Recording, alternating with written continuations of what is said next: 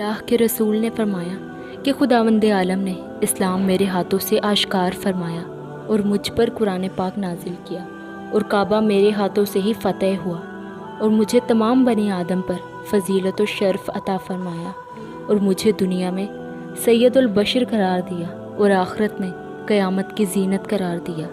اور تمام انبیاء پر اس وقت تک جنت میں داخل ہونا منع فرمایا جب تک کہ میں داخل نہ ہو جاؤں، اور دوسرے انبیاء کی امتوں پر جنت میں میری امت سے پہلے داخل ہونا حرام قرار دیا ہے، اور میرے بعد قیامت تک خلافت کو میرے اہل بیت میں قرار دیا ہے۔ جس نے میری اس بات سے انکار کیا تو گویا اس نے عظیم پروردگار سے کفر کیا۔ آپ نے فرمایا کہ خداوند عالم جب کسی بندے کی بھلائی کا ارادہ کرتا ہے تو اسے دنیا سے بے رغبت بناتا ہے،